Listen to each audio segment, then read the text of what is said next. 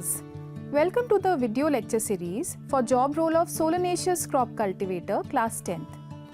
In continuation to the video of session 2, Irrigation management in vegetable crops. Session 2, Water requirement and irrigation methods, part 2. In this video, we will discuss about different methods of irrigation, their advantages and disadvantages. Let us now understand different methods of irrigation. The selection of suitable irrigation method mainly depends on the soil characteristics, cropping system, land topography, quantity and quality of irrigation water, and the nature and availability of inputs like labor and energy. Viewers, there are 4 principal systems of irrigation: surface, subsurface, aerial or overhead or sprinkler irrigation, and drip irrigation. An efficient method aims at the proper use of irrigation water in conjunction with other inputs to enhance yield. Land topography, soil and crop types, water quality and quantity, availability of labor and energy are factors for deciding the irrigation method. Let us understand these irrigation methods one by one. First, surface irrigation system. It is the most common and cheapest method of irrigation and is also known as gravity irrigation method. In this method, the field is usually watered by introducing a stream of water through channels, pipes or ditches at the head of the field and allowing gravity and hydrostatic pressure to spread the flow over the surface of the entire field. Land leveling and smoothing are essential operations. The important surface irrigation methods are flooding, bed or border method, basin, and furrow. Viewers, there are different types of surface irrigation systems. A. Flood. It is an ancient irrigation practice where a water channel is opened into a field and water is allowed to flow freely in all directions to cover the land surface like a sheet. This is practiced in an area where water is abundant and topography is leveled. The flooding method is still practiced in vegetable crops such as onion, garlic, pea, spinach, coriander, fenugreek. Let us now understand the advantages and disadvantages of this method. Advantages. It is applicable to properly leveled soils. Low cost of operation due to use of gravity and hydrostatic pressure. Skilled human resource is not required. No specialized equipment is required. The disadvantages are: first, it is an unscientific and inefficient method of irrigation. Second, maximum loss of irrigation water occurs in this method. Third, it requires more water per unit area than all other methods of irrigation. Fourth, unsuitable for spacious crops and crops sensitive to waterlogging. It spreads soil-borne diseases. Fifth, it results in wetting of the entire field surface. Hence, it increases weed population in the field. Sixth, variability in infiltration rate of soil in the field causes non-uniformity of water distribution in the root zone. And seventh, there is more loss of nutrients. Viewers, as you can visualize on your screens, in this method, the land is leveled and divided into different strips of appropriate size by making the borders 30 centimeters high between each strip. Strips of 3 to 10 meters width and 30 to 90 meters length with up to 0.5% slope are formed. This is suitable for growing vegetable crops. Let us now understand its advantages and disadvantages. Advantages.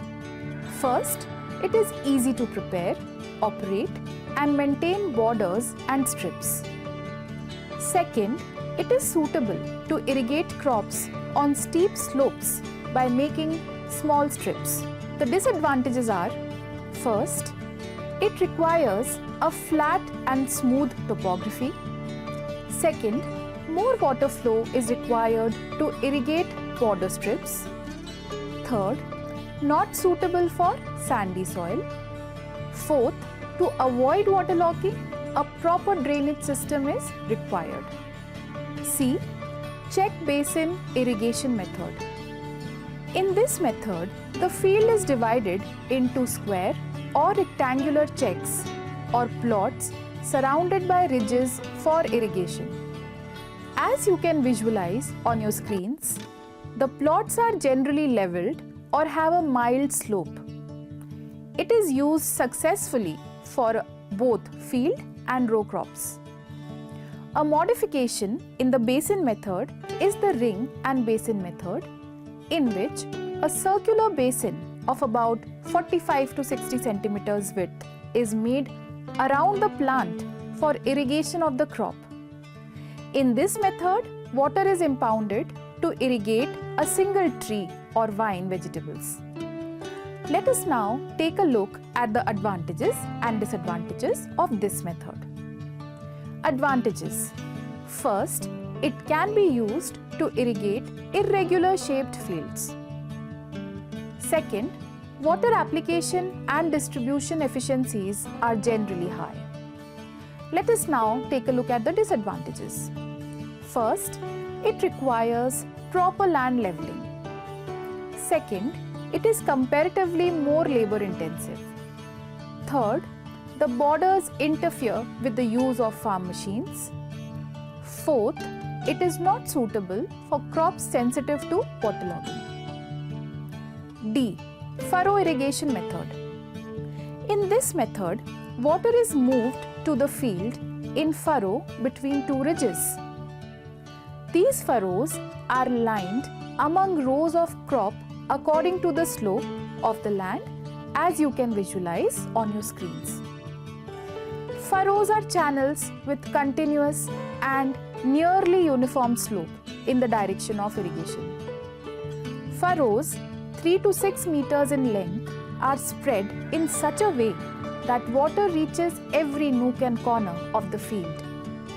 Planting is done on the side of the ridges or raised beds, and water is given in 15 to 20 centimeters deep furrow of 30 to 50 centimeter width. Let us now understand the advantages and disadvantages of this method. Advantages. First, water efficiency is high due to less wastage because irrigation is done in furrows only. Second, the entire land surface is not covered with water, therefore, the problem of weeds is minimized. Third, it is more suitable for vegetables grown on rows or beds. Fourth, relatively easy to operate and requires less labor, hence it is not expensive. Fifth, evaporation losses are less because it exposes a smaller area of open water. And sixth, it is adapted to moist soil. Let us now take a look at its disadvantages. First, it requires high cost for installation. Second, it is difficult to locate leaks in the system. Third, repairing is expensive. Fourth, this method is not suitable where irrigation is often needed to germinate crops. Viewers, let us now understand the last topic of this session, that is sprinkler or overhead irrigation. In the sprinkler system, water is sprinkled over the crop and the soil in a circular manner similar to rain. With the help of revolving sprinkler nozzles, water is forced out with pressures through pipes fitted with a stand. The nozzles rotate due to the water pressure and spread water in the form of a very thin spray. Water can be applied in a controlled way and distributed uniformly. Compared to the other methods, this is a much more efficient system. It is ideal for hilly and undulating regions where other systems cannot be used. The major components of the sprinkler system are the pump, main line, lateral pipe and sprinkler. So what are the advantages and disadvantages of this system? Let us find out. Advantages. First, it can be used to irrigate undulating land. Second, there are no obstacles when farm implements are being used. Third, water saving is around 30 to 35%. Fourth, fertilizers and pesticides can also be applied by this method. Fifth, the amount of water can be controlled as per the crop requirement. Sixth, more land area can be covered for irrigation. And seventh, this system is useful to control during freezing temperatures. Let us now take a look at the disadvantages. First, the installation and maintenance cost is high. Second, high wind velocity influences the distribution pattern of water. Third, it is not suitable if the water contains appreciable amounts of dissolved salts. Fourth, skilled labor is required for the operation and maintenance of this system. Fifth, it is not useful in case of tall crops with more spacing. Third, drip irrigation system. Viewers, this is also known as trickle irrigation or micro irrigation, which supplies water in form of discrete continuous drops at a slow rate through emitters, either onto the soil surface or directly to the root zone. There is a direct continuous wetting of the root region. Fertilizers and chemical amendments can also be applied using this method. It is a highly water use efficient system with little irrigation water requirement. Thus, it is suitable for water scarce areas. It saves over 40 to 60% of water over the other conventional methods. Viewers, you can visualize the different components and the layout of the drip irrigation system on your screens now. Let us now understand the different components of the drip irrigation system one by one. Based on the system's requirement, the head control unit consists of the following equipment. Pump. It provides pressure to lift water from the source and distributes through the nozzles. Fertilizer tank. It is used when fertilizers are applied along with irrigation. Filter. It is used to clean the suspended impurities in water. Mainline and subline. They are flexible black polyvinyl chloride pipes used for distribution of water to laterals from the water source. Lateral lines. These are 1 to 1.25 centimeters diameter, black, flexible PVC tubes that take off from the mains or the submains. Laterals are normally laid parallel to each other. Emitters or drippers are fixed at regular intervals in the laterals. It is the most important component in the drip irrigation system and regulates the discharge rate of water. Let us now understand the advantages and disadvantages of this system. Advantages. First, it is a highly efficient system with 80 to 90% water use efficiency. Second, it saves up to 40 to 60% water. Third, this system also facilitates the supply of liquid fertilizers directly to the root zone. Fourth, it increases plant yield up to 10 to 25%. Fifth, problems of weeds and cost of labor is minimized. Sixth, it is ideal for slopes or undulating land, especially in the hills.